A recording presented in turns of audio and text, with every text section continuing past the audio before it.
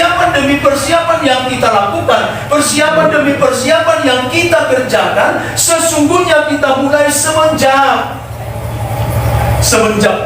kemarin, hari ini, besok kalau saya masih ada, minggu depan kalau saya masih ada, maka semua proses yang saya jalani di dalam kehidupan saya ini menjadi satu proses dalam mempersiapkan diri saya dalam menyongsong kedatangan Yesus Kristus kali yang kedua. Itulah yang disebut dengan akhir zaman. Maka Bapak Ibu Saudaraku yang dikasihi Tuhan Yesus Kristus, saya katakan tadi bahwa sesungguhnya kita jemaat Tuhan, gereja Tuhan tidak boleh lengah. Gereja Tuhan tidak boleh terlelap, tidak boleh terlena. Oleh karena itu Bapak Ibu Saudaraku yang dikasihi Tuhan Yesus Kristus, saking terlenanya manusia akan aktivitas yang dilakukan, saking terlenanya manusia akan pekerjaan yang dia lakukan, akan pekerjaan yang dia geluti, Bapak Ibu Saudaraku yang dikasihi Tuhan Yesus Kristus, dia sampai lupa kepada mempelainya. Saya berharap jemaat Tuhan tidak ada di antara kelima gadis yang bodoh. Ya. Ada 10 gadis di sini. Ya. Ada 10 gadis, ini 50-50 loh. Ya. Gadis yang bijaksana dengan gadis yang bodoh. Jadi saya pikir-pikir begini, jangan-jangan nanti orang-orang percaya ini akan terbelah dua nanti. Ini kan sesungguhnya gambaran gereja ini. Ini gambaran gereja Bapak Ibu. Ya. Jangan-jangan nanti orang-orang percaya juga jadi terbagi dua ini. Kenapa? Karena ini kan sama-sama menyongsong mereka, betul? Ini sama-sama menyongsong loh Bapak Ibu. Ya. Sama-sama menyongsong. Apakah dia gadis yang bijaksana atau gadis yang bodoh, sama-sama menyongsong mempelai itu. Tidak dikatakan di situ Bapak Ibu ada 5 gadis yang bijaksana, lalu yang hanya 5 gadis yang bijaksana ini yang menyongsong. Sementara gadis yang bodoh itu, saking bodohnya mereka tidak menyongsong, tidak Bapak Ibu. Mereka sama-sama menyongsong ini mempelai Bapak Ibu. Artinya apa? Ternyata orang-orang percaya sama-sama menyongsong tentang akhir zaman, menyongsong tentang kedatangan Yesus Kristus kali yang kedua. Sama-sama menyongsong mereka, sama-sama menunggu. Tetapi ada pembedaan yang paling mendasar. Amin. Ada perbedaan yang paling mendasar antara perempuan, gadis-gadis yang bijaksana dengan gadis-gadis yang tidak bijaksana. Dikatakan laki-laki itu cepat nggak datang? Hah? Cepat nggak? Lama kan? Lama. Kita bisa protes nggak? Ya. Halo? Gereja Tuhan bisa protes nggak sama Tuhan? Oh Tuhan, kok lama sekali? Ini udah jenuh saya, ini udah penat, ini kaki saya udah kesemutan.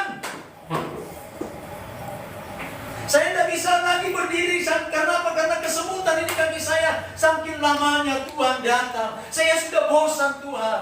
Usia saya sudah seperti ini. Rambut saya udah putih semuanya. Udah jenuh saya Tuhan. Protes saya sama Tuhan. Padahal itu firman-Mu mulai dari anak-anak kecil sudah saya dengarkan. Kalau Engkau akan datang kali yang kedua. Tetapi sampai putih rambut saya tidak datang-datang. Protes saya sama Tuhan. Oh tidak bisa Bapak.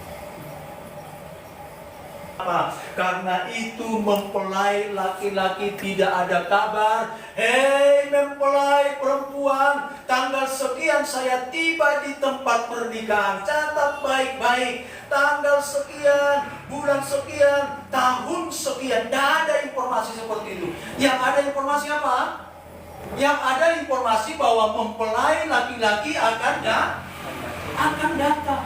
Dan ternyata luar biasa Bapak Ibu.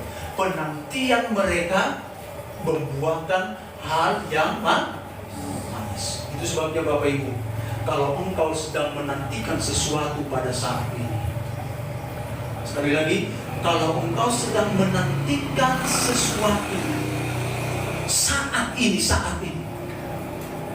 jangan pernah berhenti untuk berdoa. Amin. Amin. Amin. Kalau engkau menantikan sesuatu hari ini, apakah yang engkau sedang nantikan itu? Mungkin engkau sedang menantikan sebuah pekerjaan. Ya. Mungkin engkau sedang menantikan untuk menyelesaikan studimu. Karena apa? Karena yang namanya penantian itu sangat beragam. Amin. Maka itulah yang terjadi kepada perempuan yang bijaksana ini. Dia nanti, tapi sambil dia menanti, ada pengharapan yang begitu luar biasa yang terjadi di dalam dirinya. Sehingga Bapak Ibu, dia persiapkan segala sesuatu. Maka untuk penantianmu juga, engkau harus mempersiapkan segala sesuatu. Amin. Bapak Ibu, penantianmu juga kepada Tuhan. Penantianmu juga akan apa yang engkau harapkan daripada Tuhan, engkau tidak akan pernah sia-sia. Itu sebabnya firman Tuhan katakan, jerih payahmu, jerih lelahmu tidak akan sia-sia Bapak Ibu. Dalam bidang apapun pekerjaan Bapak Ibu. Apalagi kita yang nantikan Tuhan. Dengarkan baik-baik Bapak Ibu. Ada waktunya, ada masanya, masa penantian itu. Tidak selamanya kita menanti dan menanti. Ada batasan yang sudah ditetapkan oleh Tuhan yang tidak diketahui oleh manusia. Ada waktu batasan yang sudah ditetapkan oleh Tuhan yang tidak diketahui oleh manusia, yang tidak diketahui oleh ke-10 gadis-gadis ini, termasuk juga gadis-gadis yang bodoh dan juga gadis-gadis. Sama seperti ayat kebenaran firman Tuhan ini.